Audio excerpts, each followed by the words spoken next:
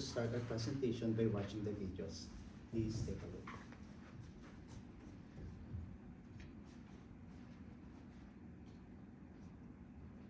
At first, it can feel a bit like getting behind the wheel of a new car. You're excited, confident, and in control. When you win, you feel on top of the world. There's nothing to worry about. So, what's happening in your brain when you're gambling? The reward in your brain is like a gas pedal in your car. It gives the go signal to move towards what you want. The top-down control network is like the brakes in your car. It gives a signal to slow down or stop what you're doing. How you doing? Everything good? Addiction is like a communication problem between these gas and brake pedals. You keep pressing on the gas, but when it's time to stop, the brakes might not work. By the time you realize that gambling has become a problem, it can be difficult to stop. Gambling is now a habit.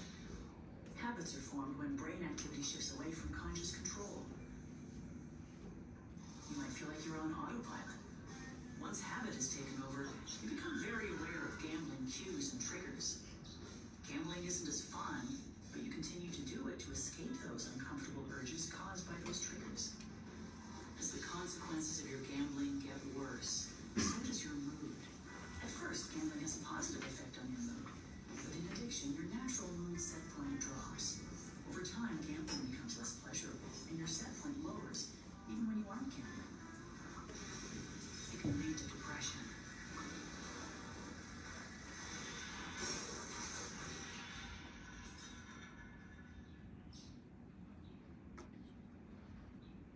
Hey, are you worried about your gambling? This helped me, and it might help you. Have a look. The good news is that your brain is always changing, and you can reset your reward pathways. With help and support, you can stay motivated and develop a rich and meaningful life. For more information about the brain and problem gambling, visit brainconnections.ca. There is help. There is hope. Early adolescence is the beginning of our freedom, but what if becomes a point where everything starts to fall apart? Right now, ages from 18 to 25 are easily losing their entire paycheck to a gambling app that is just a tap away. The younger they can get you hooked is starting from the age of 10, the more likely you get stuck in addiction. The most dangerous part, it is masked as freedom. They will let you feel that you're in control until you cannot stop. Today, early adulthood addiction, especially in college and high school, is a crisis that needs attention and immediate action before more young adults lose their future that haven't even begun. According to recent surveys, gambling rates starting from ages 14 to 25 have risen sharply with the increase in mobile betting apps. As a college student, we have personally seen how it easily be part of our everyday lives and how it can affect our relationship, mental health, and our future. Gambling has become an epidemic that has not swept not only over sports, but even has been targeting children.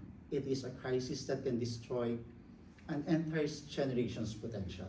It demands urgent awareness as it affects young people's mental health. At the same time, immediate prevention is not just important, but it is necessary. Today, our group are going to explain to you the importance of and explain the effects of gambling addiction to early adulthood. Second, the solutions that we can contribute to solve the problem. And lastly, the effects on all of us, the positive and negative consequences if you don't take actions in solving the problem. Now, Stephen will talk about more about gambling addiction. Gambling has become a part of the mainstream media. Once only in casinos and slot machines, yeah, you can bet on anything, from video game to sports to even political events. The normalization of gambling makes it feel less dangerous, especially to younger audiences who just see it as another form of online entertainment.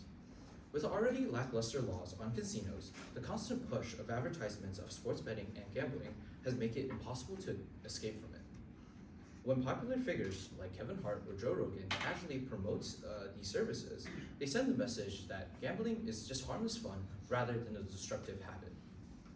According to Bullfincher.com, in 2023, the CEO of DraftKings, Jason Robbins, was paid $20 million in equities alone. With so much money circulating in the market, there's little reasons for these companies to stop doing what they're doing. Gambling casinos requires consumers to be 21 years of age. But online betting only has looser restrictions, only requiring consumers to be 18 years of age.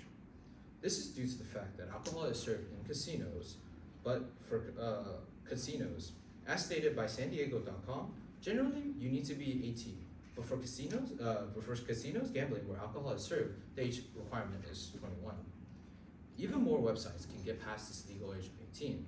Roblox, a site with over 100 million active daily users, with a majority of them being children, third-party websites can run wild without age restrictions on these children. By implying players aren't betting with real money, companies can get away from casino restrictions by letting their consumers gamble with in-game currency. But however, these in-game currencies often is purchased with actual money or can be converted to digital items with monetary value. Like many other addictions, these companies target the brain. When gambling, it stimulates our brain in the same way more addictive drugs or alcohol does. Many sites now offer sign-up bonuses. Imagine if a cigarette company offered you a free pack for every one you buy. That would be outrageous. But with the normalization of gambling, people don't care as much. It is almost dystopian how blatant these companies try to hook their users. Gambling addiction goes further beyond than just losing money. It can not only affect your mental health, but even your physical health. People who struggle with gambling often experience high blood pressure, financial strain, isolation, and worsened mental health. As stated by AddictionCenter.com, individuals may experience stress-related illnesses such as high blood pressure, depression, and anxiety. This shows how far gambling can affect a person past the wallet. Even with these many health complications, gambling has become even more accessible. And virtual slot machines that run 24/7, making it within reach. You no longer have to drive to a casino to bet your money away. Now it is within your pocket, just a tap away. Now that we have established gambling addiction has become a problem, Jaden will address how to solve it. Now we will talk about the different types of solutions to gambling addiction. Gambling addictions can be treated through methods like nasal medication, as you see here. According to BMJ.com, a nasal multi-spray formulation of naloxone hydrochloride was used in a 20-person study over an 8-week period. 20 out of those 40 days of the 8-week period had no recorded cases of gambling at all. This is because the nasal spray blocks opioid receptors in the brain, producing dopamine release associated with gambling. Education and awareness also plays a part in addiction recovery in general. Gambling has been the reason many people have lost their jobs, their homes, and even their families. Building healthy alternatives and reconstructing free time also helps with recovery. Encouraging like sports, arts, volunteering, or any other activities that reduce boredom or peer pressure. Creating safe, substance-free spaces where youth can socialize with each other is also essential to recovery. Rebuilding healthy interpersonal relationships with people who are close to you may also assist. According to Youth Gambling, the Hidden Addiction, family members, peers, and significant others become important support personnel to help ensure abstinence and can take an active role in relapse prevention. Enhancing a social responsibility perspective may better manage your social and financial well-being. Promoting a social responsibility perspective to policymakers, parents, and youth could encourage them to take actions to create widespread awareness programs of the negative consequences associated with addicts and gambling. Educating them as to the value of money as they tend to lose perspective after gambling large sums, building up money management skills, and helping them develop and maintain a reasonable debt repayment plan. Now that we know the solutions to gambling addictions, let us see the outcomes positively if we follow the solutions or negative consequences, if we don't give the importance to the actions that we need to take to solve the problem. Now we'll move to Cynthia. Hi. So if we adopt stronger regulation, we could have so many positive outcomes. First, our communities could experience improved financial stability, or family can face fewer addiction-related triggers. We can also reduce bankruptcies, eviction, and debt caused by gambling. Our relationship can be healthier as stress, security, and conflict had declined. As mentioned said, one of the first things that they've noticed in their clients is how much mental health improves when they step away from gambling. Many people don't realize how much stress, anxiety, and depression gambling create in their life until they get risk of it. What if we failing to regulate gambling addiction, we could face many negative consequences, such as it could increase social debt taxpayer and communities ultimately shoulder. It could also escalating harms to individual, and then also high rates of mental health struggles, including anxiety and depression. We could also face greater risk and long-term addiction cycles affecting our future generation. According to the addiction groups, families are left struggling to pay bills and face potential loss of their homes and businesses. This can lead to a complete financial ruin, leaving everyone involved with a long and difficult road to recovery.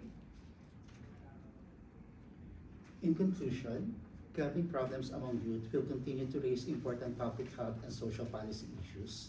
Early adulthood gambling addiction is an urgent matter as it harms young people before they understand the risk. With constant access through apps and online gaming, teens can easily slip from curiosity into addiction and faster than ever and damage their mental health, relationship, and opportunities.